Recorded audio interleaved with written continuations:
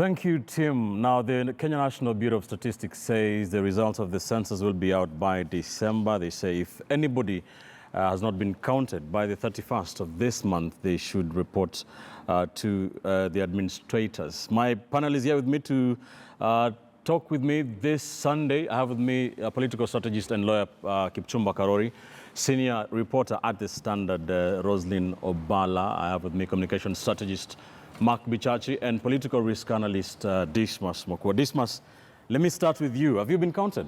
Not yet. Ah, okay. What are your initial thoughts on this census? I don't know what your previous experiences have been, if you can remember what happened in 1999 or 1989. Well, I remember what happened on two occasions. Okay. And I'm eagerly waiting for these officials to come and have a conversation with them and find out how they intend to use the data. Because what I remember about the last census, the one which was released by Governor Paranya, then he was Minister for Planning, yes, that it was marked by a lot of mischief because nobody would ever take those numbers to the bank. We were told that sections of Kenya inflated their numbers. So essentially those numbers were cooked. And as a result, in my view, those numbers were useless. Because the purpose of a census is to get numbers primarily for two reasons. You use those numbers to spread political power, because it's based on those numbers that you get to have the number of constituencies or even counties, and even the wards. So if you've got rubbish going into a system, then obviously the results which you get out have been compromised. And then secondly, we are supposed to use those numbers for planning purposes. And because the numbers we were told by Oparanya that from parts of Kenya were inflated or they were cooked, then I doubt whether the numbers have been very useful. All right. And I like what Kano Ogun has indicated. And one hopes that our politicians are going to take a backseat. That the census is not about 2022. Because right now, when you come across politicians in the villages, in the countryside, the only reason they're telling people is that go be counted, but hide some figures. For instance, they don't want people to give relevant information, maybe the number of boats you own. You know, some people are asking, if you're a resident in Nairobi, why are people asking you whether you own a boat? You could be in Nairobi, but you've got a fish farm in Kisumu and you own boats. So let's encourage people to give all numbers for planning purposes. Okay.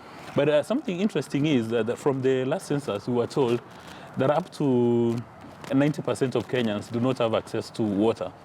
So I don't know whether during the last 10 years, somebody has pushed that information into use. Mark, what is your experience? I don't know if you've been counted yet. Well, not yet. I waited anxiously to be counted because I was very curious for the purposes of this show to see whether what they were telling us before is what happened. So unfortunately, I cannot report on that. But Kipchumba has been counted, but he has no children, so it was not very interesting for him. But my view is this, and this is what breaks my heart about our country's politicians. Not everything is political. Not everything should become about your political ambitions and what it means for you as a person. You know, it is sad that every time we hear politicians talk about the census, if it's a governor, they're talking about more allocation. If it's someone who's running for 2022, they're saying, please make sure our tribe registers more numbers. Those things don't make sense. Because if you're telling people to move from Nairobi or from Mombasa or from Eldoret to come to their village so that their village can be given more money, and then now they are Nairobi, who will give them money? You know, it does not make sense.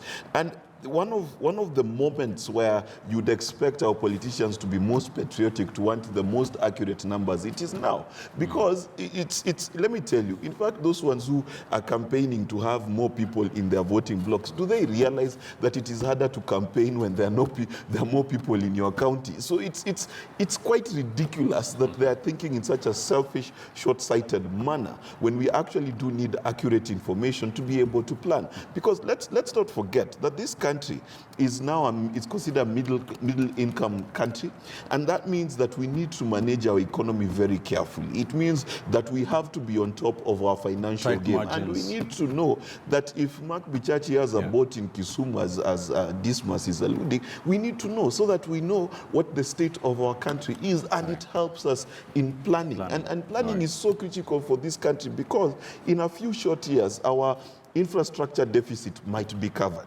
right? And if it is covered, then what do we do next? What do we focus on? If we don't know what the access to hospitals is, access to schools, access to technology, access to mobile phones, Yes. if we don't know those things, then we cannot make decisions that matter. All right. And politicians, that's what you